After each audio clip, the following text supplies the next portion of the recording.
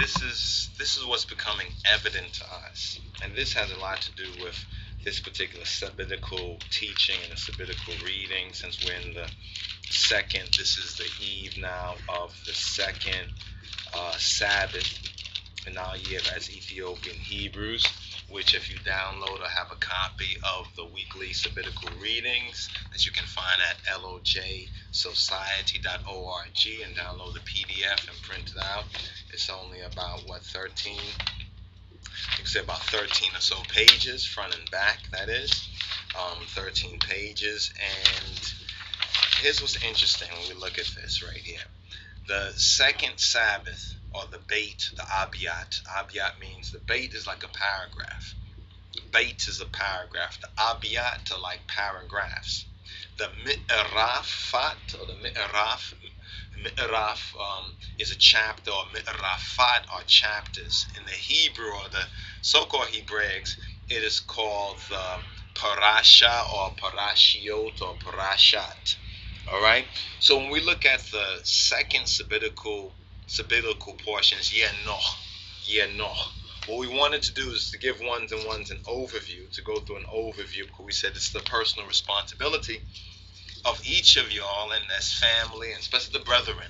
Brethren, please make note. Brethren, especially the brethren. Most of our teachings are going to be focused, directed to the black male and the brothers. You understand? And the men. You understand? Because since the fall of so-called Adam, the fall of the black man, the fall of man in general, even maleness is going through the fall. You understand? You can just look around and look over the last couple of thousand years, and you can see what we mean. And even today, there's examples of that. So scriptures speak to us in a certain language, to the male, to the female, to collective. Much of what we notice the scriptures speaking is to that headship or responsibility of the male, and the black male especially, whether we look at it from a biblical or scriptural, Deuteronomy chapter 28 verses 15 to 68, or we look at it from how to make a slave, the Willie Lynch papers, or if we just look at it nowadays with the baby mama dramas and the deadbeat black baby fathers, and all this is part and parcel of the curse. So we have to focus in order to come out of this confusion and to return to the King of Kings in and through his Christ. You understand? We have to go through this birthing process. You understand? As well as to recognize our personal responsibility to Christ in his kingly character, to our God and Father in and through Jesus Christ, first and foremost. You understand? In other words, the curse all came upon us because of that disobedience to God, that disobedience to the Most High. You see, that's what a lot of these teachers don't want to really tell you. You understand? Really show you. So how did it happen? You understand? It just didn't happen the other day. Symptoms keeps happening, but the real causes, we have to go all the way to the beginning, and this is why we've been focusing so much on the beginning. And in the first part of the sabbatical teachings for the first Sabbath on Bereshit or B'Mejameria, we focus on a 6 to 7 part teaching of some of the basic homology and ancient so-called mythology that was connected from a Mosaic and a true biblical point of view, including the fact that Moses was learning all the wisdom of the Egypts. So we have to look at Egypt and understand the connection, and the key for us is the Ethiopic Genesis, the Orit Zelidet, Orit Zefitret, and the Amharic Bible of Covenant HAILE SELASSIE, properly interpreted. This is what we attempted to do within those series of videos concerning the Ethiopic Genesis. Now, in moving forward, we're in a very interesting period.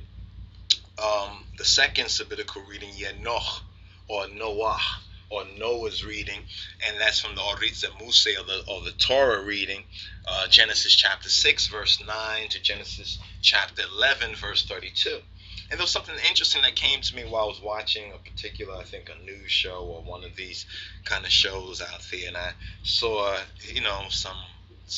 a woman, some Asian woman, and I began to think, have you looked at some of the wall paintings, the archaeology from ancient Egypt? Have you noticed that usually you will see the black or reddish males, the Rutu or the Rutunu, the Ritinu, you know what I'm saying, with these Asian light skin and Asiatic featured looking woman. You know what I'm saying? You see this in Egypt a lot, especially in the wall paintings, especially when they have been preserved in color. You'll see that a lot of the so-called goddesses, or from the period of time that we're given. Remember, Egypt has a couple of different periods.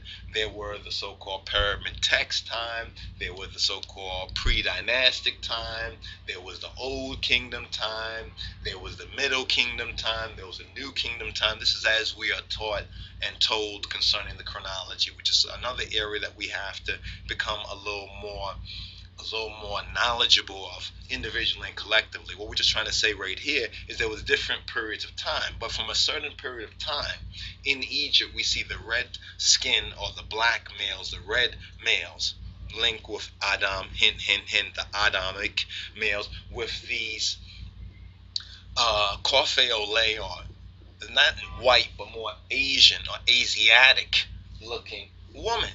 And many of the Asiatic looking women started to supersede, or started to take the place of the original black woman and the reddish woman. When we look at one period, we see the reddish the reddish Egyptian, and the reddish Egyptian male, and the reddish Egyptian female. But then at a certain curious period, we see a lot of the reddish male with this whitish or light or Asiatic looking female. So we ask ourselves, what is that about? You know, no one has really sufficiently, especially among the so-called black Egyptologists, I want them to explain this, exactly what this is. But the Bible explains it to us, and hopefully we'll get an opportunity in this Timheret teaching, the Talmud of Negus and Neges, the Talmud of Kedamawi HAILE SELASSIE, to touch on this. And what is particularly interesting is that in the first part of this study, really at the last part of the Bereshit, or B'Mejameria, in the beginning, which was the first Sabbath, it ended in chapter 6 at verse 7. If you just consult the chart, verse 8 actually, Genesis 1:1 to Genesis 6:8. So when we look at Genesis chapter 6, it speaks about the flood.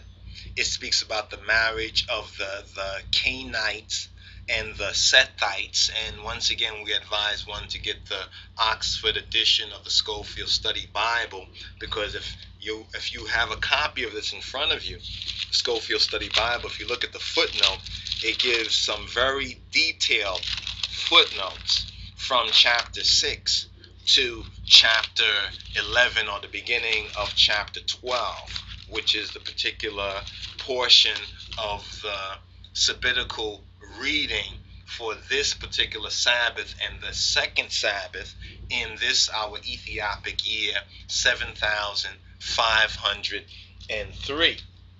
So the personal responsibility is to read this. If you're brethren, if you have a family, and this family is the family of your house, and you're the recognized head of your family, then it's your responsibility, you know what I'm saying, during the Sabbath time, to remember the Sabbath day, to keep it keddus, to keep it holy. The commandment for the senbet, for the Sabbath, is remembrance. And memory and remembering is a spiritual act. This proves that the senbet, the Sabbath, is spiritual, because the command is asib. You understand? The command is to remember, to call it to mind. Call it to mind, to keep it set apart, or keddus, or qidus, or holy, from every other time, from the other 6 days. You know what I'm saying? So it's the brothers, the brotherhood, brethren, y'all have to step up. We all have to step up, because we're being stepped on, and we will continue to be stepped on until we return to the Adonai, to our Cherui, to our chosen one, Yehoshua HaMoshiach, to get Tachina, Menhanetachin Jesus Christos. Yov said, return to him, to the glory of Kedamawi HAILE SELASSIE. So therefore, the teachings of His Imperial Majesty is very, very important. But what we're about to touch on right here is going to be the answer is going to be the answer to that particular question. Why do we see this at a particular period in time reflected in Egyptology or cosmology, in their art and fact and wall painting, where it seemed as though the red Egyptian, the Ritu or Riti or Ritinu, was not with his red counterpart, but he was with a different type of a woman. He was with a different type of woman. This right here is the fulfilling of this mystery in the scripture, where it speaks about how the sons of God came into the daughters of men. The sons of God, the children of Elohim, came into the daughters of men, the sons, speaking about those red men in ancient Egypt with those non-red women, the daughters of men.